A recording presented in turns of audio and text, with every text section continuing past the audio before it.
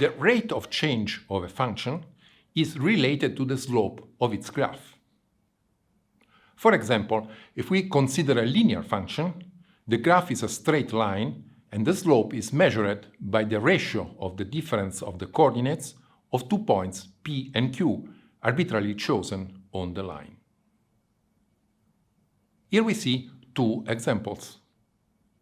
Clearly, the second straight line has a greater slope, and so the corresponding function changes more rapidly than the first. Now let's take a nonlinear function, for example this one. It is clear that the slope is not the same at all points of the graph, as was the case for the straight line. For example, the slope at A is greater than the slope at B. To measure the change of a function, we must therefore understand how to measure the slope of its graph at a fixed point. Let's proceed by approximation. Fix P, choose a point Q different from P on the graph of the function, and calculate MPQ, the slope of the straight line PQ. Now change the point Q by choosing it gradually closer to P, and draw the corresponding lines PQ. We realize that the closer Q is to P, the closer the slope of the line PQ is to the slope of the graph in P. We are therefore tempted to say that the slope of the graph at P is measured by the limit of MPQ as Q approaches P. This is precisely the idea we use to introduce the definition of derivative.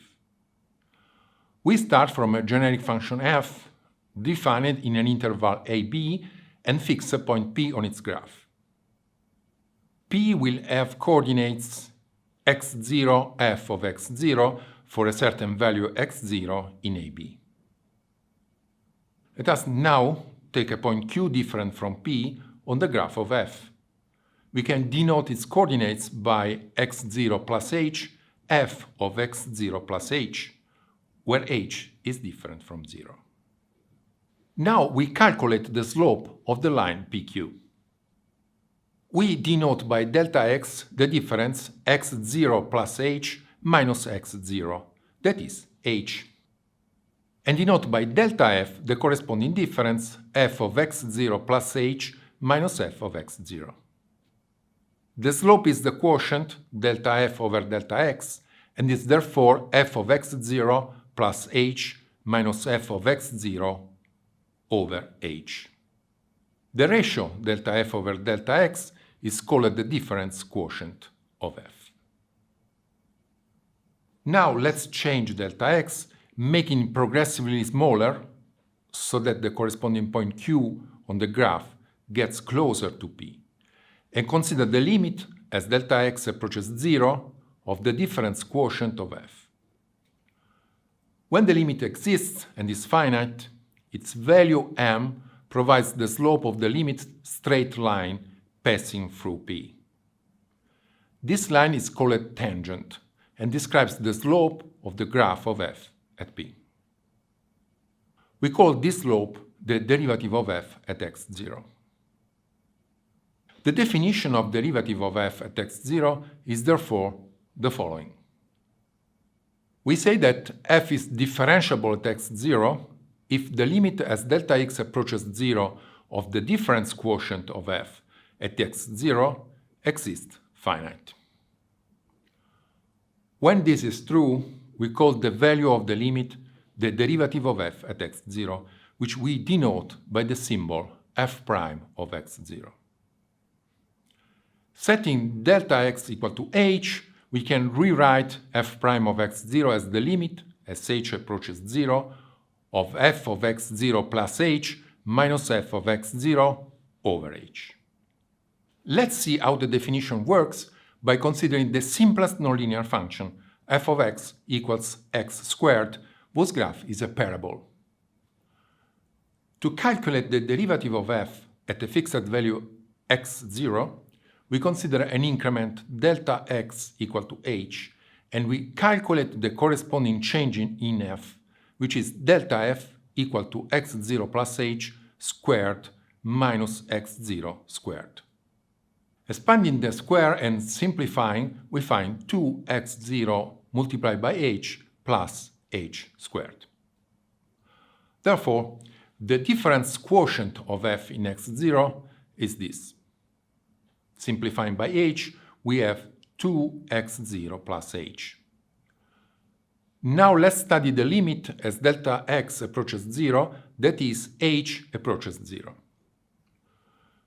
2x0 does not depend on h, and therefore it does not change in the limit, while h approaches 0.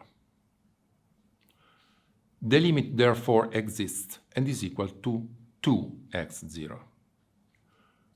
We conclude that f prime at x0 is equal to 2x0.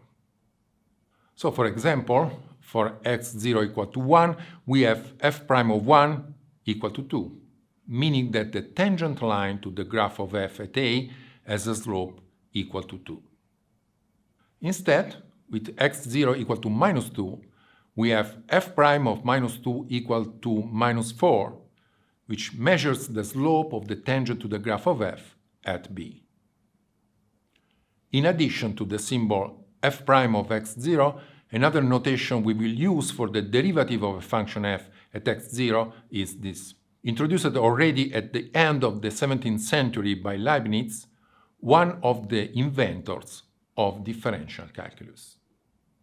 The symbol df over dx reminds us the definition of derivative as the limit of the difference quotient delta f over delta x. When the function f is differentiable at all x values of a certain interval I, we can construct a new function by assigning to every x in I the number f prime of x. This new function is called the derivative of f, and we denote it with one of these equivalent symbols. We will also use the symbol d over dx to underline the derivative as an operator, that is a black box which, given a function f as input, returns a new function as output, which is precisely the derivative of f. For example, the function f of x equal to x squared that we just studied is differentiable at any fixed value x, and its derivative is 2x.